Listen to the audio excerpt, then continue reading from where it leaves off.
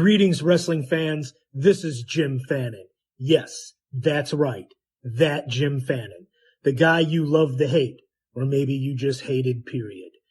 I led 6 men to the IWA Mid-South World Heavyweight title, 1 to the IWA Light Heavyweight title, 1 to the Strong Style Tournament Championship, and 1 to the Ted Petty Invitational Championship.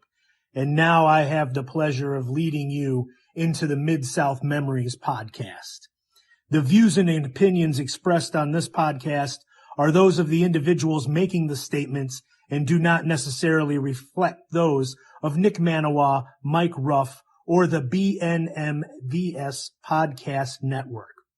This podcast is intended for mature audiences only.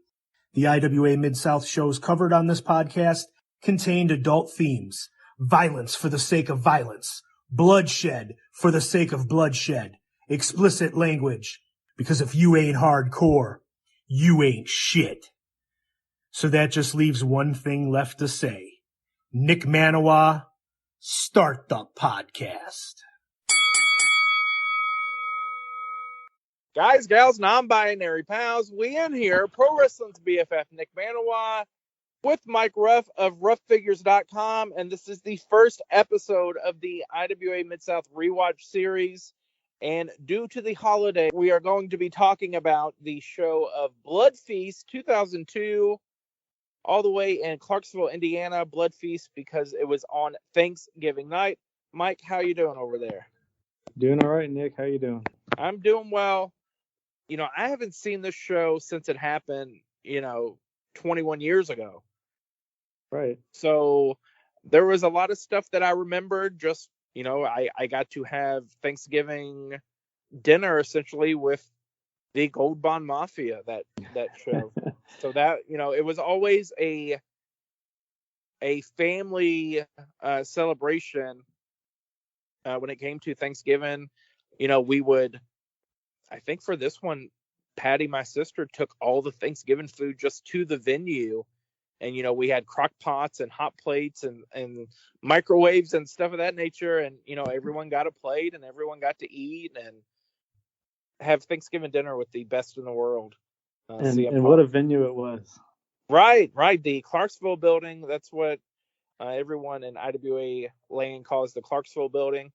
It is right there by the Colgate Clock in Clarksville, Indiana. And it was like a whole bunch of warehouses in a block. And I don't know how he found it, but that was the venue of choice. And I want to say we moved in there in like June or maybe like May. No, it had to be before. Yeah, it was probably maybe April, May when we moved in there to that building. And we had already had a King of the Death matches. We had already had a Sweet Science, I believe, which that was the first year it was the TPI, as Ted Petty passed away in the summer of 2002, and he made the change quickly. This show is on IWTV if you want to check it out yourself after hearing this lovely rundown. We start the show with the classic Smart Mark Video intro that if you purchased tapes from Smart Mark Video in 2000 to 2005, when they, I guess, finally moved on to the DVD era, that Smart Mark Video opening with the block letters and website address, a real feel of nostalgia, seeing that pop up on the screen for me. What say you, Mike? The very same. That little intro, the fuzzy word art, Smart Mark Video logo, in combination with the IWA red and white watermark on the bottom right-hand corner of the screen, are kind of, two very nostalgic, very, touch on the emotions thing for folks of our generation that kind of grew up watching this stuff, in the formative years. Even the venue, like we just talked about a little bit, I think is representation of those formative years of IWA and Mid-South and a lot of the crazy and great things that came out of that era. All those now gifts, but formerly the clips with, the hero matches, the punk matches, all that good stuff. That's all. You'll notice that watermark in the corner, and just, upon starting this video, it was like, whoa, this is taking me back, right back there to those early 2000s where that was kind of on everything that we watched. Right, absolutely. Thanksgiving traditionally is always a pretty good night for wrestling because you eat earlier in the day and then you need something to do if you're not, a football fan, or even if you are a football fan, you watch 2 or 3 games and then you come out to IWA. We always had a pretty decent draw for Thanksgiving. We'd always do something, a little crazy later years when we ran Jamer's Roller Dome and stuff like that. We'd always have, a crazy death match or something for, fans, the vampires, to come out and check out. You see, for me anyway, see a lot of the old beloved IWA fans that are no longer with us. The Big Daddy Vic Von Erich in the front row there, Taxi Cab James, Miss Donna, featured, on every IWA show. If you were a babyface and you were not hugging Miss Donna during your entrance, you either didn't know yet or you and her had beef of some kind, because she was hugging every babyface that there was, as they made their way around the corner. Great. The first announcement for the pre-show announcement was Japanese talent not able to make it.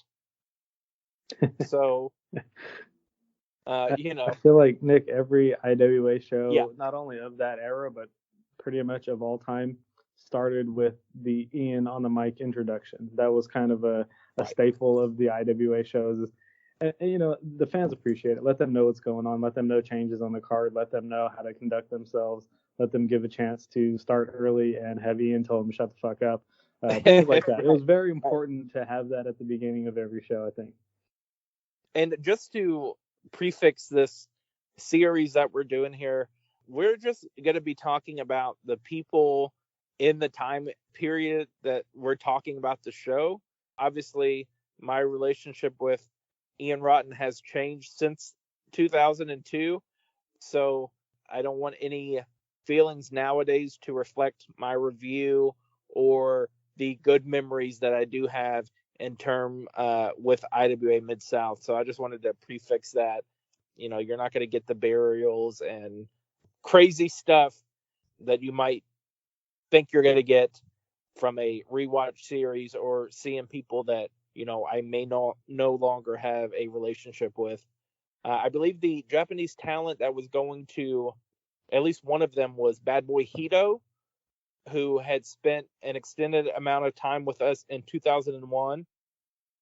And I believe he came in during the summer of 2002. He was the partner for Madman Pondo. And I think during Pondo's mic work for the main event, he kind of alluded that, you fucked me because I don't have a partner because the Japanese talent are not here. So that's how we got to new main event, which we will get to later on here. We did get Nick, just to go back to your point about not burying anybody, the one comment I do have on that point is I did notice, the first thing that I happened to notice about Ian's speech was the fact that he was wearing a Dallas hat. As an avid Philadelphia Eagles fan, I was highly offended by that. And it instantly put me in a terrible mood seeing that hat. So just for the record, bad move. Right. Yeah, he had to, I'm sure they were playing that night, so he had to rep the Cowboys. His share shirt must have been in the laundry or something. He tells some of the new fans, because we a lot of times at IWA for Thanksgiving shows, we would have some new fans, drug in by regular IWA fans, or they just need something to do. If the action looks like it's coming your way, it is. Grab your stuff and move. After that, we do a 10-bell salute for Billy Joe Travis, who was a Jarrett Promotions Memphis territory wrestler. He did quite a few shows for us at IWA Mid-South in the late 90s. A truly great Memphis wrestling talent, and worth going back to watch him do what he did best. He had high praise from Ian on the microphone. I did the 10-bell salute, and I hit the bell 10 times perfectly during that. We had some people in past IWA 10 bell salute experiences do 11 tolls of the bell. They would they would sometimes do 9 tolls of the bell. So, once you got that perfect 10, you got to stop. And Nick, I don't know if you have any memories of Billy Joe Travis. My personal memories are very few, but I was introduced to him, I think, through Global Yes. GWF on ESPN, which kind of morphed into a little bit more USWA stuff, Right. I think later. And that was kind of my first and really only introduction and vision of him. And, like you said, and like Ian said, what a tremendous Memphis style wrestler. Right. The thing I remember about Billy Joe Travis is he was the first guy I ever saw do the Zack Ryder tights of the trunk The leg half and and the half. long tight leg. He was the first guy I ever saw do that as a male competitor. I believe Miss Texas Jacqueline did it for her wrestling singlet and tights, but he was the first male I ever saw do that. He used to do the guitar gimmick like Jeff Jarrett ended up doing, smashing guitars over people's heads. Yeah, just a great talent. Definitely has a hell of a punch, and definitely worth somebody going back and checking him out if they've never heard of him or they only have limited experience with him. After that, Ian has some strong words for the CZW fans board for talking shit on Jim Fannin. I guess they did not like his ring announcing.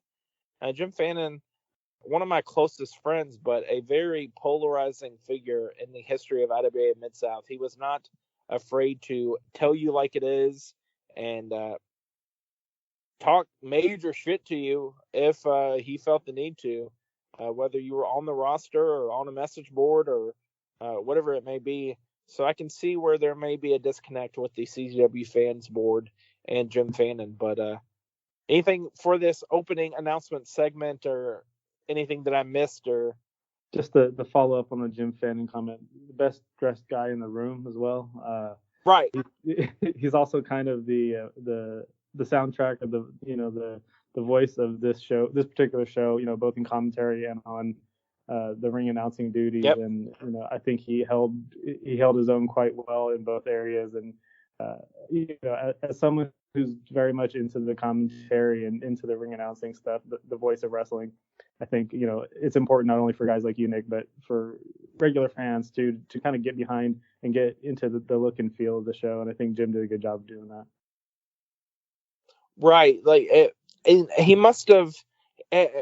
Before he did the suit, he used to just wear like a polo shirt. So I don't know if that's what they had an issue with. I was really surprised to see that Prazak wasn't on the show, and I don't know if something came up and he stayed home. But usually he was always in the car for Thanksgiving night for IWA Mid-South. So I was kind of confused when I didn't hear him on commentary. We have it later on went on to be a storage closet for the Smart Mark Video hard cam to be up on top of, and the commentators are down at a table behind the fans. So there's a lot of we can't see what's going on in the show, and that explains it. Had they been up on the supply closet that Smart Mark Video was on, they would have seen everything. We had not. Which they were on in later shows, right? They moved. Yeah. They would be up top there. Yep. So the first match we have here is Chucky Smooth taking on Roland Hard. Chucky Smooth, one of the forgotten members of the Gold Bond Mafia, Britney Spears' boyfriend. A little nod to Madonna's boyfriend, Louis Spicoli, with that Britney Spears boyfriend moniker. Got to see him a lot in the years of 2000 to 2004-ish. He used to come out to Britney Spears and dance on the fans, rubbing his body all over them, sometimes taking their hand and rubbing it down his body. Another beloved IWA fan, Crazy Pipe Guy, in the crowd. He danced on Crazy Pipe Guy. He was dancing on Phyllis. Definitely cannot do that nowadays in 2023. Not without an issue. Right, right. Rolling Hard comes out to a remix of Ghetto Superstar. He was always trying to find, that song came out in 1997 or 1998. So he was always trying to find little changes and switch ups and remixes and stuff like that to make his song new. He came out with a turkey leg that was in his giant afro wig. Giant afro, the largest afro I think I've ever seen. I believe he sold like 2 or 3 afros together to get it. My first feeling was, thank God the ceiling is very high because that afro was at least 4 feet tall. Right, yeah. We would have had to been using a pony ring in a bar or something. He definitely would have went through the panels, and then we start the match. They want to do a dance contest, and I was Shout not out privy. Tracy Smothers. Yes, I was not privy to the information that there was going to be a dance contest, so I literally just put in the last CD that I had in. Yes, I said CD 2002. I had to put a physical CD back in the CD disk drive, hit, the button for it to go in, wait for it to start spinning, and then hit play. And that's why Roland's music was playing for the dance contest. It worked, Roland, gave him a little unfair advantage, but it worked quite well. right. Well. Roland wrestles the whole match with a turkey leg in his hand. He countered the Bronco Buster with the karate chop. A lot of questionable him dropping the turkey leg on the IWA canvas and then eating it again, which I do not agree with back then. Today, anytime ever in the history of the world, do I agree with putting anything that has fallen on the IWA canvas back into your mouth. Right, or in Chucky Smooth's hand, he temporarily held it. He gave Roland's it to pocket Chucky held it for a minute. Right. I feel he like gave it to Chucky so he could side slam him. The most action in that match, I think, was definitely the turkey leg drop, the turkey leg drop from the top rope. Right. Made strong use of that turkey leg. Seemed to enjoy it quite well. Definitely gave me some Bastion Booger vibes. Fun match, very fun match. It is I said a perfect in 2002 comedy match opening the show. And I believe he got that turkey leg from the turkey that Patty brought to the show. So, it didn't go to waste. It was used. It got over. It got over. The next match, anything else for Rolling Hard versus Chucky Smooth, Mike Ruff? I was highly entertained by that match. As short as it was a great match and a little bit indicative of the IWA culture of have a little bit of fun, do your thing, and just for the opening match, I thought it was awesome for a comedy opening match. Next match up, we have the IWA Mid-South debut of Stand Up, who you may know now as the future NWA World Champion Trevor Murdoch, former WWE Tag Team Champion Trevor Murdoch, making his first appearance here this evening as recommended by Harley Race, who we had in, I want to say, or had that Ian had met at Mid-American Wrestling sometime in 2002, because that's when I met Harley as well. And then we had later a working arrangement with the World League Wrestling Association that Harley Race ran in Missouri, which you would see later talents of Superstar Steve, Matt Murphy. There were some other Stand Up, obviously. Quite a few Harley Race guys that we used in IWA Mid-South. He took on Ace Steel in this one. Ace Steel, another guy. What's that? I'm sorry. Sexy Ace Steel. Yes. He was using, I think, Pantera at that time. He wasn't using the cool Jay-Z song that he used in 2001. But Ace Steel, another guy that always came down with the Gold Bond Mafia for Thanksgiving and would hang out and eat food and all that fun stuff in this match. I mean, they beat the dog shit out of each other. They're just throwing hands the whole time. Ace Steel picks up one of these green chairs that had a support beam across the seat that, like, even the deathmatch guys would never grab those chairs because you could hurt somebody really bad with those. And Ace Steel hit stand up, I think in the head with one of them. Just a total maniac stuff. A hell of a suicide dive from Ace in the match. And like I said, you know, the story on commentary is like, these guys don't like each other. This isn't their first match together. That's why we kind of put them together, and they're just beating the shit out of each other the whole match. Mike, what do you have to say about this one? The highlight spot for me was a huge splash from stand up, which is something you don't necessarily see from him in the later years. I think at the time he was on a much smaller frame, looked a little bit different, had the bleach blonde hair. I think he maybe was doing a little bit of NWA TNA at the time, the early couple of shows. That was my first introduction to him. And looking back with the hindsight that we have now, I mean, we're talking about a guy that's now a former NWA world champion versus a guy who, you know, was an agent with AEW just last year or so. Right. So, you know, in 20 years, fast forward like 20 years from that match, it's pretty amazing to see where those guys have come. And, you know, maybe didn't start in IWA, but IWA had a big part of their exposure. So shout out to IWA for, you know, giving guys a chance and kind of developing guys at their early stage and seeing how far they've come since then. I did catch Ace Steel calling him a fuckface, which kind of got a little chuckle out of me. Not a comment you hear very often, unless it's an IWA show. I think he hit a tornado DDT finish. Like you said, they beat the shit out of each other. I thought it was a pretty cool match.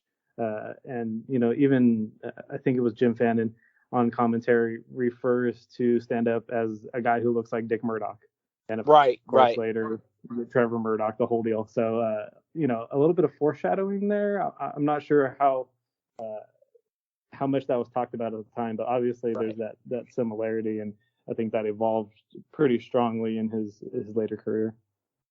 Yeah, definitely. I was kind of surprised to see stand up come out, because I tried to avoid any spoilers or anything like that before we did this, because obviously I was there. You see me in the background, but I don't remember everything that happened on the undercard. But yeah, definitely, if you like strong style type wrestling, definitely a match to check out. Up next, we have a stretcher match for the IWA Light Heavyweight title as Danny Daniels defends against Tarek the Great. And Nick, so to go back to our introduction of the show a little bit, we talked about doing the show not only for the Thanksgiving, you know, element of it and dropping it around Thanksgiving, but also the fact that this show is very much a microcosm of how IWA Mid-South operated. You know, there's a little bit of everything. There's a little blunder, a little plunder, a little bit of craziness. I think this match was a good example of that. It was a stretcher match, which you don't see very often in indie wrestling, I don't think. And it was an interesting take on the stretcher match. Brother, was it? Because I did not remember how they went about this. But so the concept of this match is you got to beat your opponent down, call for the stretcher to come in the ring.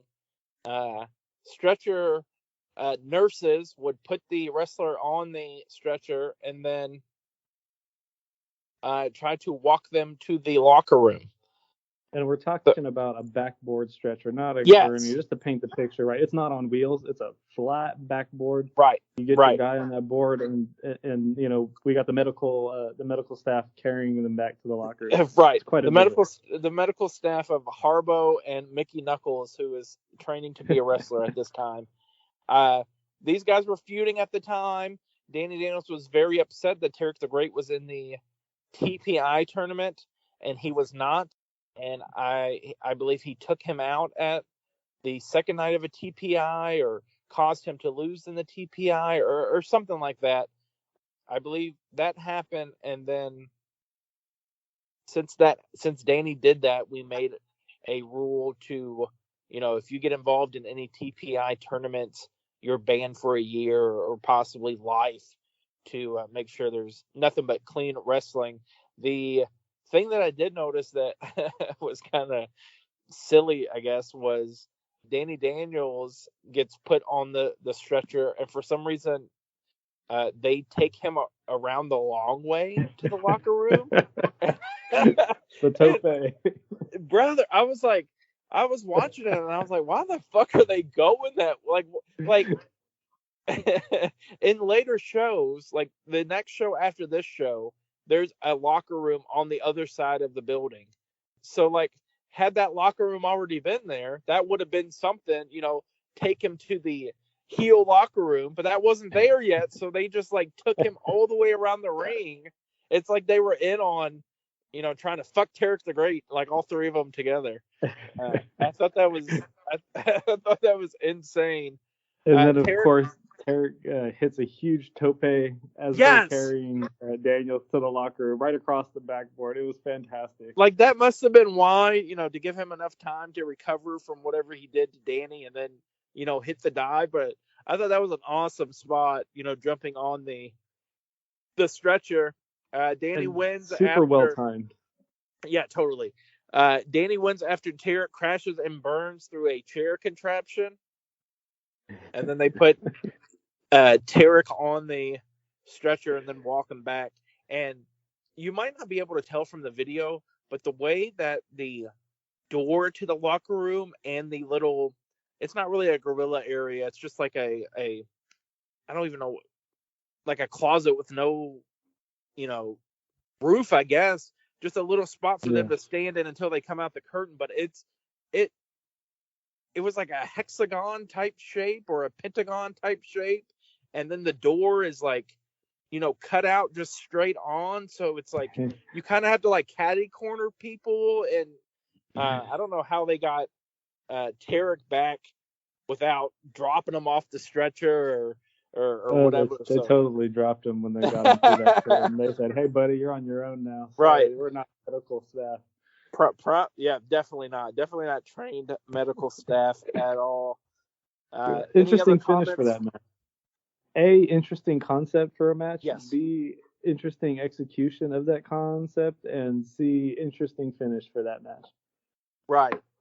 Yeah, I thought Tarek was going to do like springboard leg drop, and that could have been something, and he just did this kind of weird splash thing where he crashed and burned. It was fine, but I was expecting. It was fine.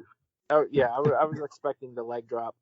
Very early on for Danny Daniels, he had the run as the ECW referee in like 2001, and he's doing Chicago Indies at the time, and nowadays running AAW in the Berwyn Ingalls Club and the Chicago area. So still doing stuff in wrestling. About a year later, and was it 2003? He won the IWA Mid-South Heavyweight Championship. Is that about right? Yep. He had some fun matches there with Chris Hero and kind of won a TPI the next year and everything. Yeah. Good little career. Yeah, he definitely saw a lot in Danny Daniels when he started coming around. And me and Bentley, and we kind of talked about, during the later eras of IWA, when Bentley was around, there was guys driving 6, 8, 10 hours every week just to be on the shows. And, Danny was making those trips. I don't know if he would ride with the Gold Bond Mafia or if he would come down, on his own or what, but, he was making those hauls from Chicago to basically Louisville, Kentucky every single week, or sometimes twice a week. There's a Thanksgiving show that we're doing, and then there was a show the Saturday. So a lot of times people would come in for, a Friday, Saturday shot, do the Friday show, and then stay at Mark and Heroes or stay at Ian and Patty's house or whatever, just to, dub matches or hang out with people or just have a place to stay. So, that was always fun times heading back to wherever you was going after a show and grabbing some food and talking wrestling and watching wrestling and just seeing these guys evolve and get better every single week. And, they want their footage. They want, to send this footage to this guy. Ring of Honor starting up. We got to send footage to them to try to get on shows and stuff like that. So it was just a crazy time period, especially, during that time, because you never know who's going to pop up at the house after a show. Bad Boy Hito staying there, and Sabu and Jerry Lynn, and there's many nights I shared dinner with Jerry Lynn, or Sabu bought Subway for everyone, or Sabu's having Thanksgiving dinner and he gets to the airport and he has a drumstick in his pocket, didn't realize it, and just crazy stuff like that. Next up, we got Matt Stryker from Ohio with the unibrow, with Haley Hatred as his valet. Did you say love Matt Stryker? Is that what you said? I said the brow Matt Stryker, but I do love the brow Matt Stryker. I like Matt Stryker. He's taking on CM Punk and Matt Murphy in this one. Matt Murphy is a Harley Race student, like I mentioned earlier. He would always make a request for the fans to not smoke cigarettes during his matches because he was a athlete. And then some inside baseball, he was an avid smoker himself. So I just thought that was so funny for his character. For his character to be like, hey, don't smoke when I'm in the ring. And then he'd be like puffing on one after his match. And that's probably the thing, right, Nick, is folks will see him outside the building smoking a cigarette after their show and be like, oh, right. We have Punk in the black, white, and red shorts, not custom yet. I believe those were, some Adidas type shorts, or, whatever athletic wear he was, repping at the time. A little clunky at times for early 2000s indie wrestling. But another match where guys are just beating the shit out of each other. The finish sets up a three-way for the Saturday night show. Punk slaps the shit out of Matt Stryker and says, fuck the internet, to end the segment. Yeah. Punk and Stryker went at it pretty hard, and I think you could tell that they were both working hard towards something and really hungry to make a name for themselves both at the time, which, I mean, super successful on both of those. I think those IWA matches early on led to huge things, not only for Punk but for Matt Stryker, with some of the ROH matches that he had, and the little mini push that they gave him in 03, 04 in Ring of Honor. So definitely a match where they had an opportunity to show what they could do, and took the opportunity to beat the shit out of each other, which was fun to watch. Like you said, a little clunky, but fun match. Right. I got to be around Matt Stryker quite a bit during the later years of HWA. He was making gear for guys, but he had a mask gimmick that he would do just as like an underneath character, and would just work shows and hang out. And many a times Reed Bentley sat underneath the learning tree of Matt Stryker, and it was just cool to see Matt Stryker in the ring. I believe it was Matt Stryker refereeing Nigel McGuinness versus Chad Collier, which I think that was supposed to be the last Nigel McGuinness match. It was before his TNA debut, I believe, and as his documentary was coming out. So what year? That was 2012-ish when his documentary came out. Yeah.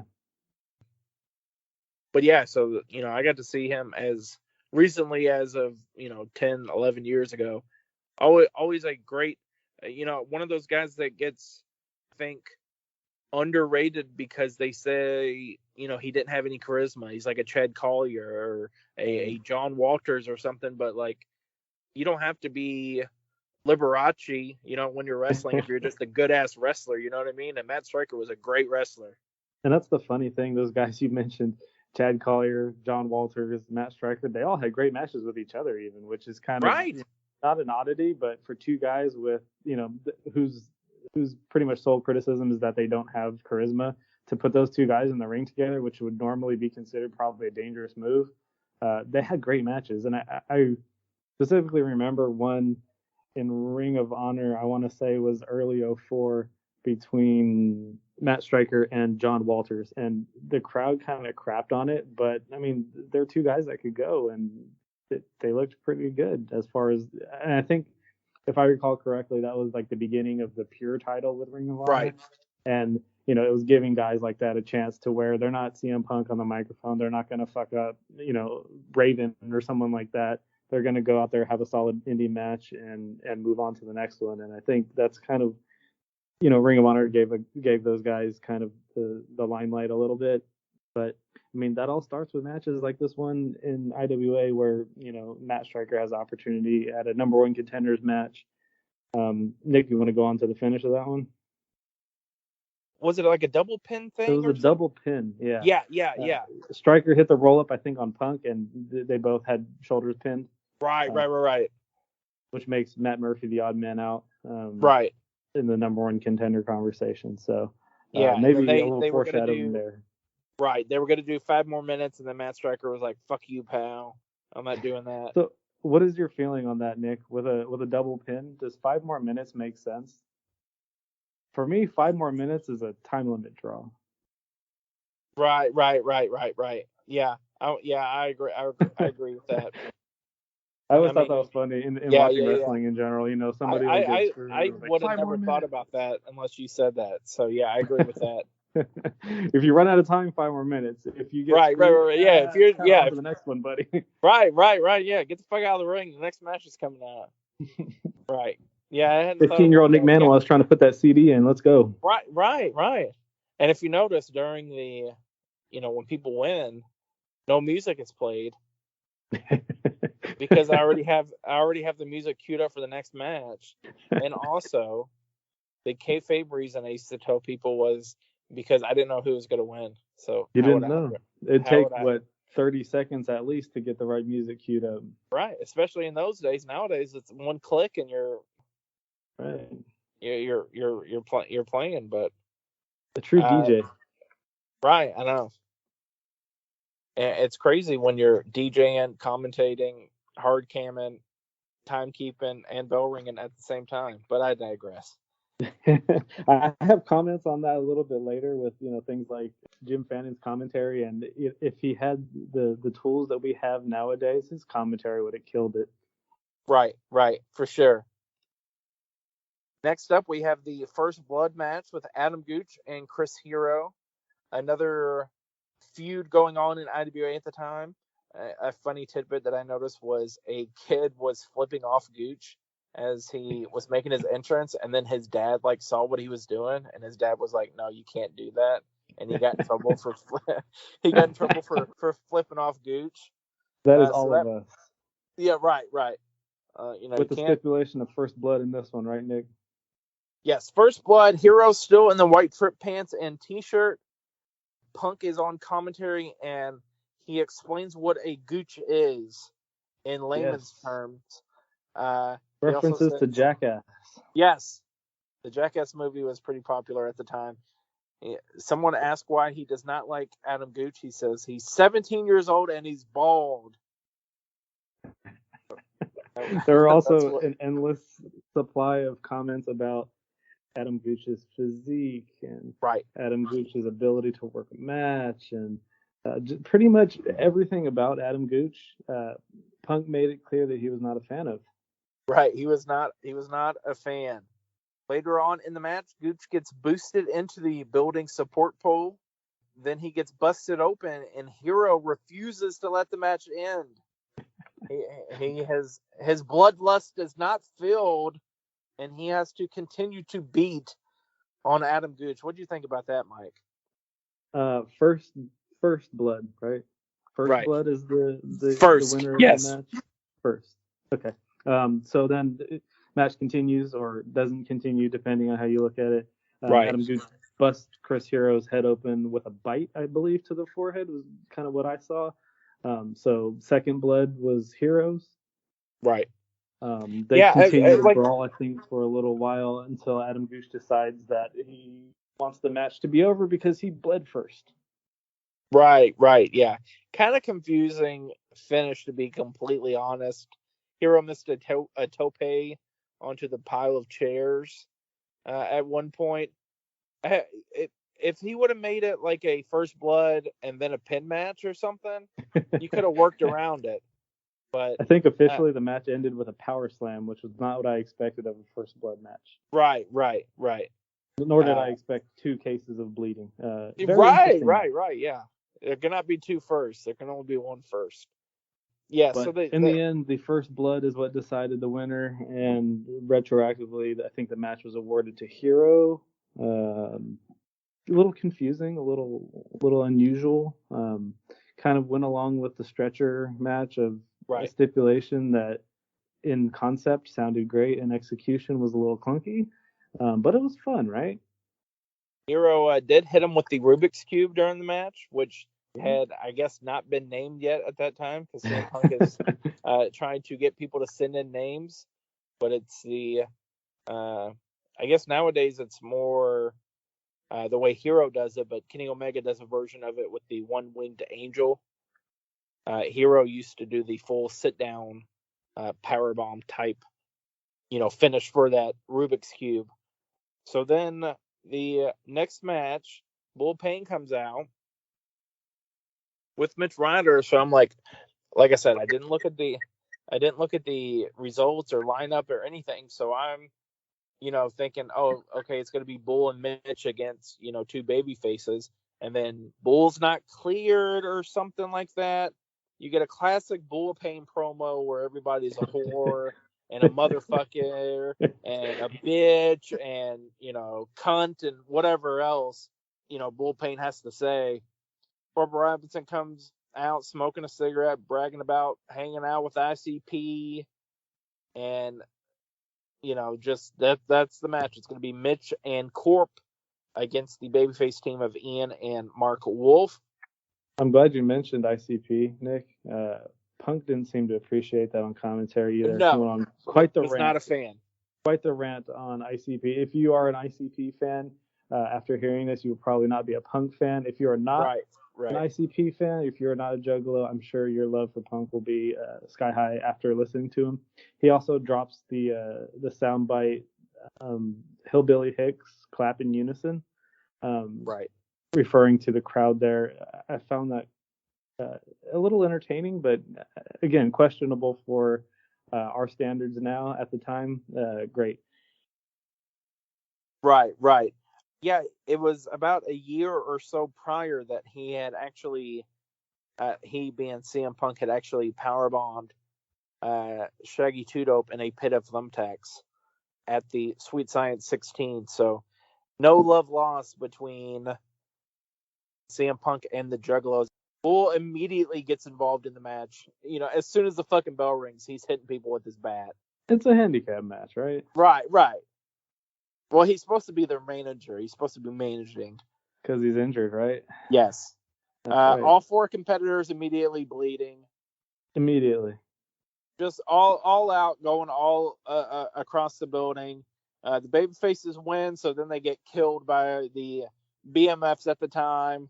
Back and forth mic work afterwards with Bull and Ian getting very personal. Very.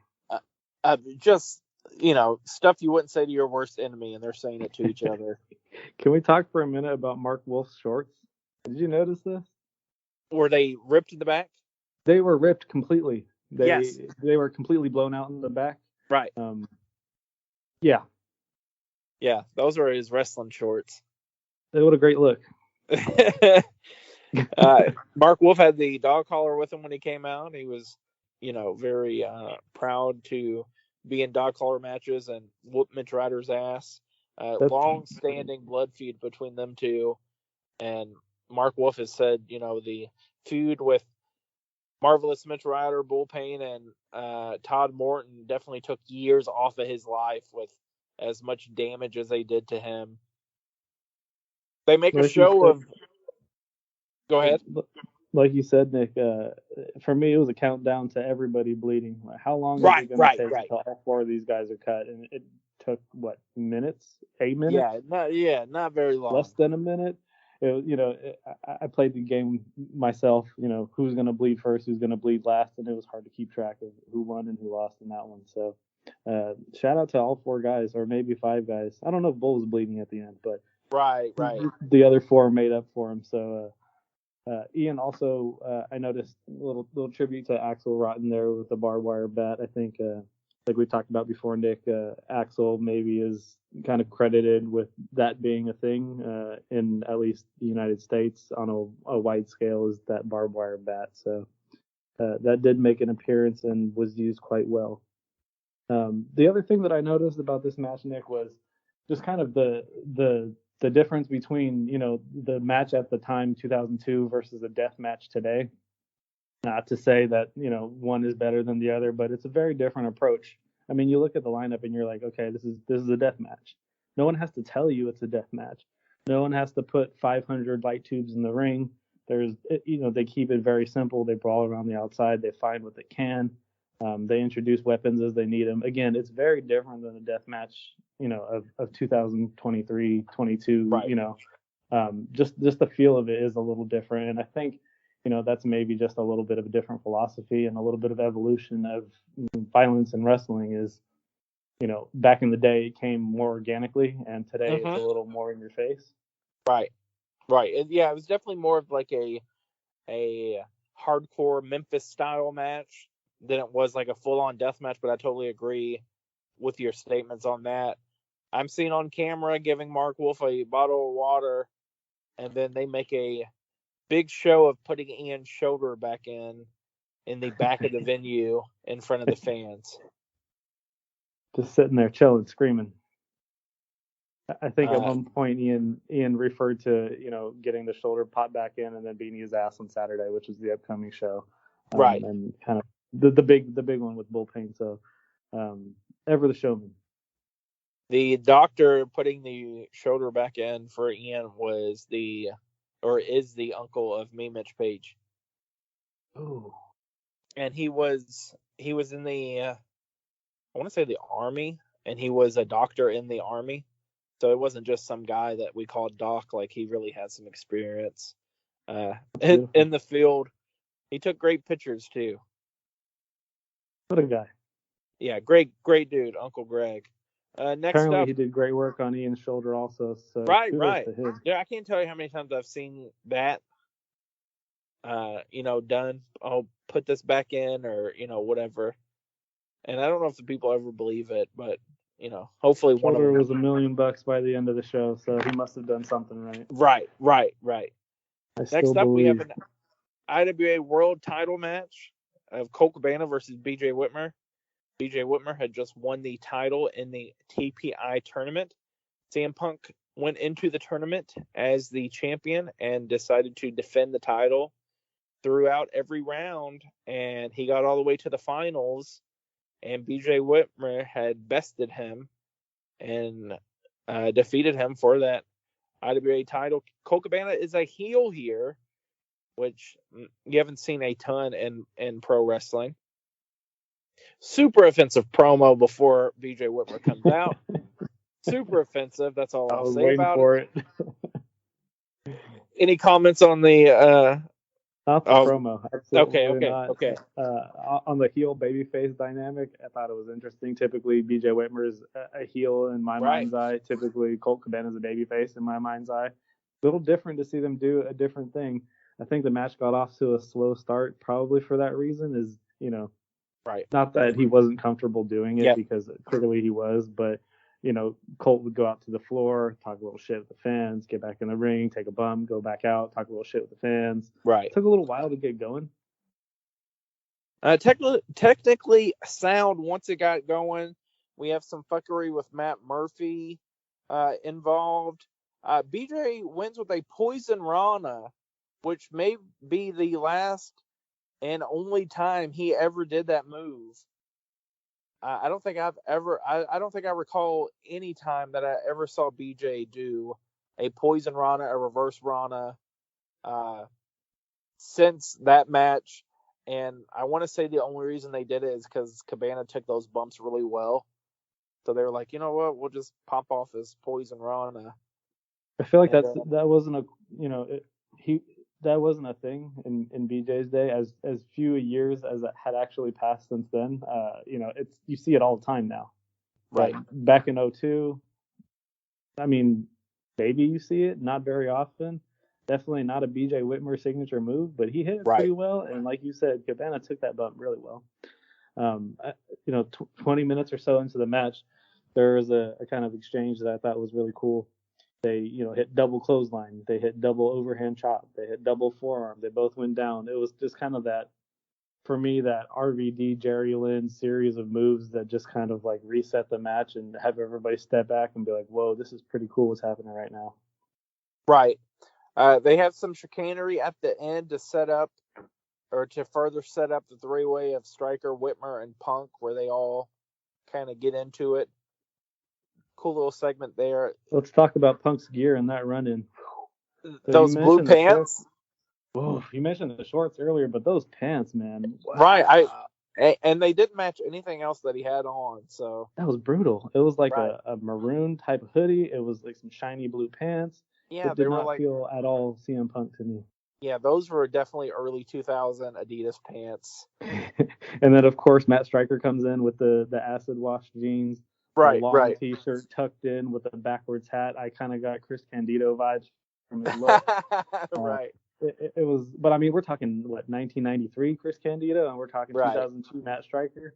Fair enough. Right. Interesting look. Interesting combination of looks.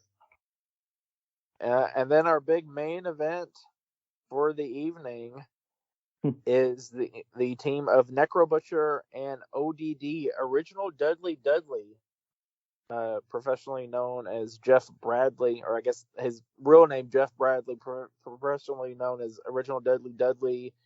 He had quite and I didn't realize this. I looked him up after watching this match. He makes his debut here in IWA Mid-South for this one. I don't think he ever came back. So maybe he was in the area doing something else, or headed to another booking, or didn't have anywhere to go on Thanksgiving or whatever. But I didn't realize how much of a career he really had after this, because he had tours of Big Japan, of Puerto Rico, of England. He last wrestled in a battle royal in 2013, and then his last regularly wrestling was in 2009. And I gotta say, looking up, ODD, I was not expecting, him having to, just recently wrestled as of 10 years ago. And I believe he's still living in the Florida area. But he had, feuds with Dave Taylor over in England, and he had feuds with people in Puerto Rico. He's makes me kind of want to look him up and see, because I think he was doing like a Brody-esque gimmick, because he was Man Mountain Brody, I think, and then he was King Kong Bradley. So like definitely, and just judging from his appearance, very Bruiser Brody-esque. Yeah, hairy, burly. I maybe shook his hand and said hello to him, but before the days of digital cameras and stuff. Sadly, do not have a picture with Original Dudley.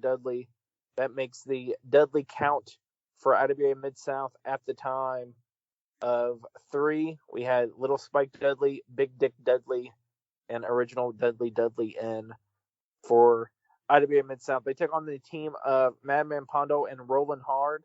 Roland doing double duty. I believe Bad Boy Hito was supposed to be the partner of Pondo, like I mentioned, or maybe Too Tough Tony, and he couldn't make it, or whatever happened there. I did notice in this match some skinny light tubes used. Did you notice that? I did. The X of skinny light tubes. I think maybe curved light tubes also. Right. I got a kick out of Jim Fannon's light bulb tube over and over. Light bulb tube. I was like, hang on a second. Is he talking about a light tube? Right. The terminology has evolved over time. Yeah, interesting. I think they build it as the fans bring the weapons. Yeah. And that kind of surprised me with Dudley, but I guess with him doing Big Japan and Puerto Rico, he was used to, some deathmatch stuff. So, as strange as it is to hear that he's doing this, it's not so strange now looking back on his history. This was before skinny tubes were quote unquote outlawed among death matches in the U.S. because they were swinging them and putting them on stuff and slamming people into stuff, but they weren't. The real pain comes when you're standing them straight up and throwing people through them and stuff like when Nikki got hurt. And they didn't use many light tubes at all in this match, right? Right, right. In the show in general, it's a big difference from the shows that we see nowadays. Is they were used pretty sparingly, but effectively. It was cool to see. Shout out to Jim Fenn in this match too. I think he mentioned or asked the question: had Roland Hart and Pondo ever tagged? And that's a question that's very easily answered nowadays with our technology. But at his time, in this moment in 2002. That's a great question to ask. He also did a good job of calling the match as he could with what he could see. And again, without a monitor, without some kind of a crow's nest situation, it's going to be hard to see this stuff. So shout out to Jim Fannin. Good job, Jim. Yeah, I mean, unless he's asking Pondo and Roland, have you guys ever tagged before, like before the match? Right. How's he What a concept now, though. I don't know. What was the old Chaha, or what was the old text thing where you could ask them a question? You know what I'm talking about? I don't know if anybody's Chaha and IWA Midsouth results or anything like that. The stop sign. Let me ask you, what is the story with the stop sign? Do you know the history of the stop sign? Why is that his thing? Pondo. I believe the first thing I saw Pondo with was a kendo stick and maybe a pool cue. And I think someone, just brought a stop sign to the show and he yoinked it afterwards, and then that became his thing. And it I've always wondered, I've seen Pondo for how long? You've seen him longer, but, as a fan, you see him with a stop sign forever. And I always kind of wondered, what's the story with the stop sign? Like, what about Madman Pondo made the stop sign his go-to? Right. Can't stop Pondo. Like he puts on every stop sign he says.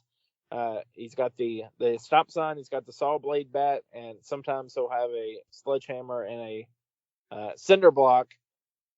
That's the signature of Madman Pondo's nowadays. Immediately after this pin, Pondo goes into a trash can with light tubes, kind of like gorilla press.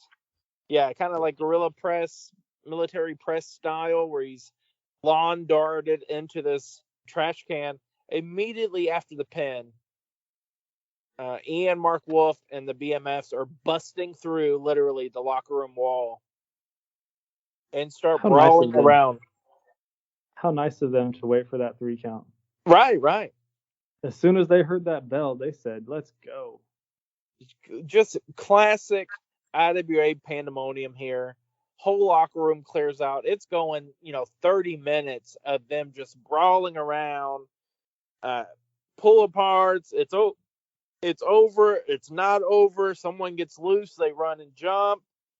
My sister Patty's trying to hit the ring with a chair. A barbed wire crutch for she good 10 she minutes. had a barbed wire.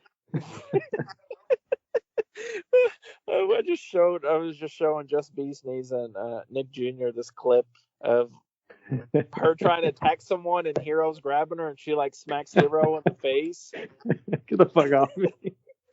Yeah, like get the fuck off of me, and Hero finally snatches the crutch from her. It was like a half an hour of cameos in that brawl. It's like, ooh, look, there's the whole locker room. Ooh, there's Hero again. And of course, everyone's out there except for original Dudley. That guy's gone. He said, nope, yeah. He's like, I did my thing. I'm out of here. Yeah, I ain't never coming back here. I don't have to be out there for this. It was great, and it was instant. Like as soon as that 3 count hit, pandemonium.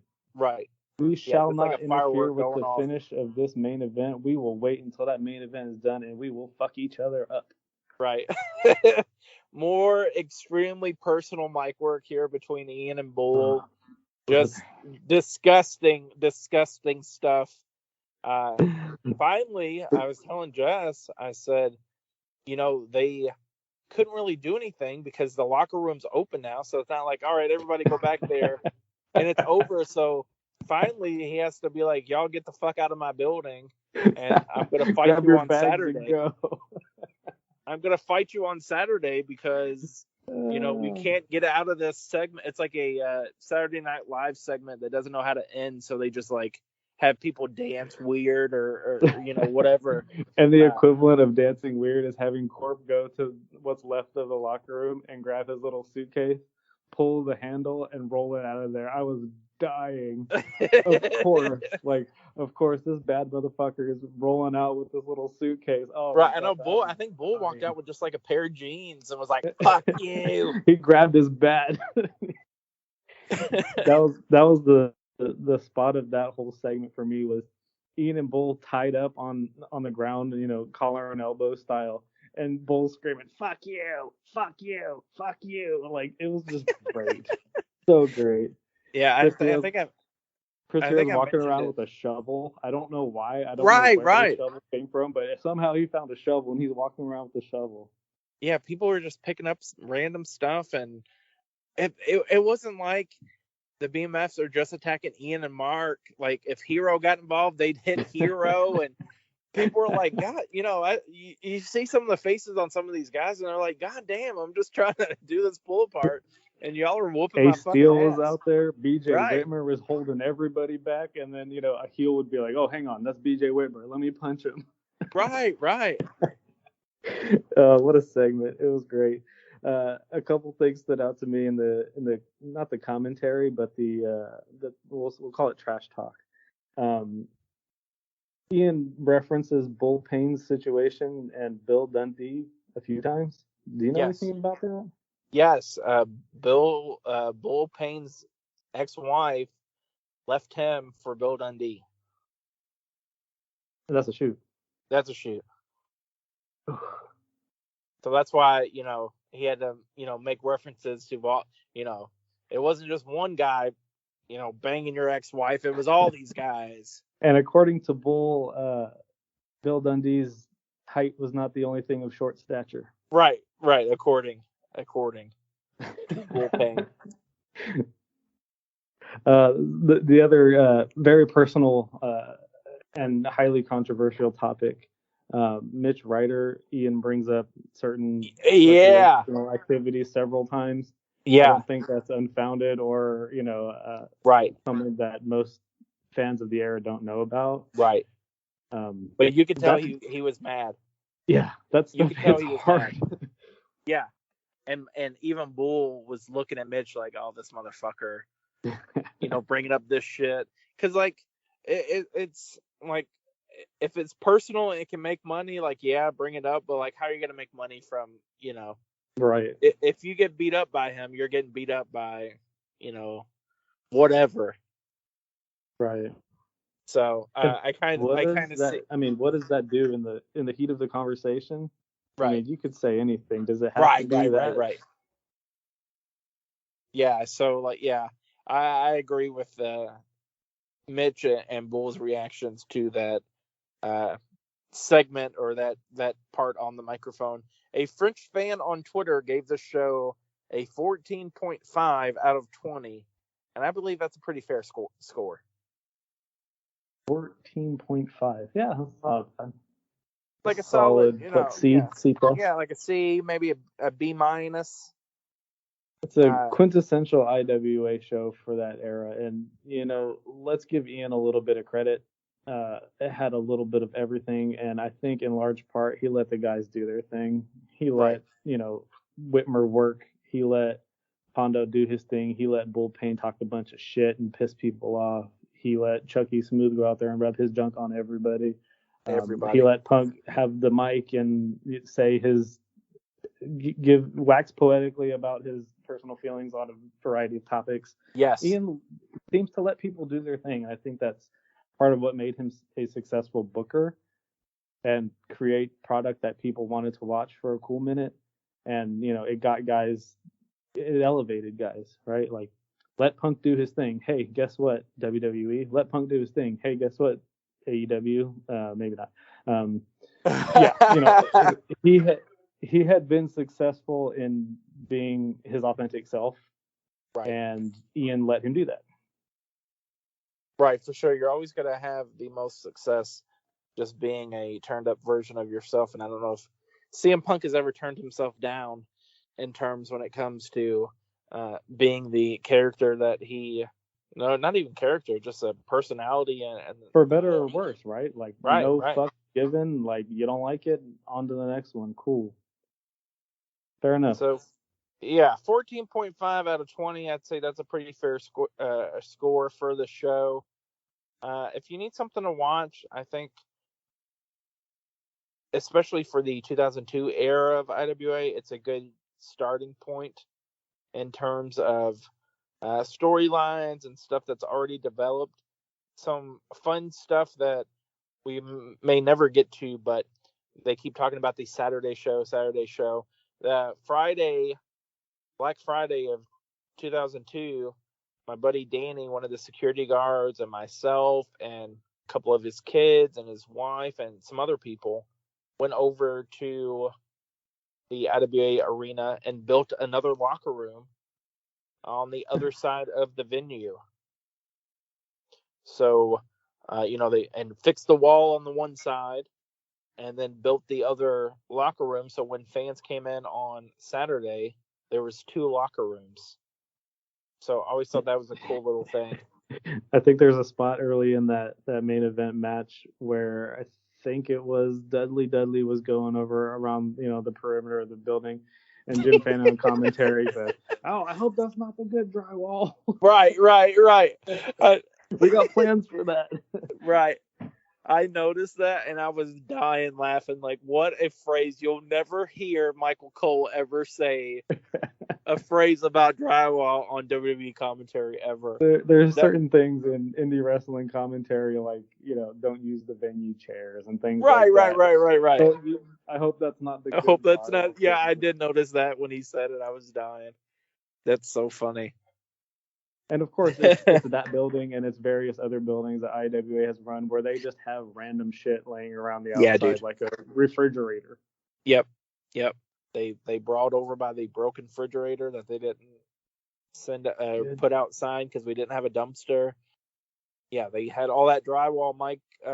Home Depot Mike used to sit in front row next to the Hawaiian shirt guys, and he used to help out with getting stuff on sale and stuff like that. We need a locker room. Get some good drywall. Right. Yeah, we need some good drywall and not the stuff that we've cut off of and stuff like that. Good. But that is how I spent my Thanksgiving in 2002. I had dinner. And this was what, 14-year-old Nick? Yeah, I was 14 years old. You see had hair. You see me at some points trying to hold back my sister from getting involved.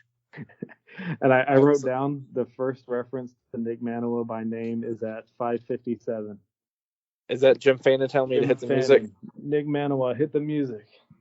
One time, Man Scout Jake Manning, when he met me for the first time, I was like, "Hey man, I'm Nick." He goes, "You're Nick Maniwa." He's like, "Your name is ingrained in my brain from digitizing all the IWA Mid-South shows from Clarksville because before every match, Jim Fannin goes, 'Nick Maniwa, hit the music.'" Did you really need that cue? I didn't. I could have, but I never wanted to cut him off, So I would always. I got you. Right, like I didn't want to, if he had something to say, so I'd always wait for him to be done. He could have just gave me a thumbs up or, a head nod. Yeah, that's how you know you made it when you're 14, though. When you're getting called out by name on the mic in front of 50 to 100 people, you made it. Right, absolutely. I'm not going to stop that. What nonsense. So that was Bloodfeast 2002 for the first episode here of, I don't even think I said the name earlier, Mike Ruff and Nick Maniwa's Midsouth Memories. If you have any shows that you would like us to look back on, please let us know. If you want to keep up with the theme here of, holiday shows on holidays and, anniversaries and stuff like that, please just let me know and we'll set something up, especially if it's on IWTV, which makes it very easy for both me and Mike to check out said show. And if you don't, you will get a random selection of the craziest shows and awkward commentary that we can find. Right. Definitely. Yeah. If people don't I mean, as long as me and you are digging this series, even if people don't listen, we'll just keep doing them until we get tired of it, and then we'll move on to slap fighting or backyard brawls or whatever we find to wet our whistles in terms of podcast content. There's a lot to talk about out there. Yeah. As always, Mike Ruff, not a social media guy, but if you want to get in contact with him, rufffigures.com.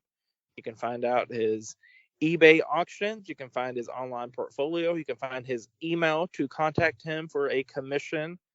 And gotta get that Chucky Smooth.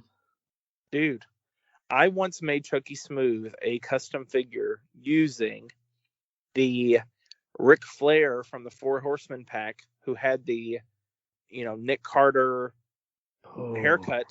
Yep. Painted the hair brown with a marker. Yep. And then used electrical tape and duct tape to make his shiny silver pants, of course, and his black tank top. And I gave that figure to Chucky Smooth 21 years ago at this point. Prized possession, no doubt. Prized possession. Right. Definitely fucking just threw it in a trash can somewhere on his way back to Chicago, if I'm guessing. Chucky Smooth's still doing stuff in Chicago. He's managing for AEW, so he took a little time away from the business, but he had a bit of a career resurgence in like 2008. He was managing Mustafa Ali and Trick Davis for us up in Joliet and stuff like that. So Chucky Smooth, a great guy, definitely a character for the 2000s indie scene, to say the very least. The very least. And I think that is going to wrap it up here. You can follow me at Maniwa on everything, as I've mentioned before. And hopefully you dig this, and hopefully we will see you sometime next month for the second episode of Midsouth Memories here. And that's all I got to say. I'm out of here.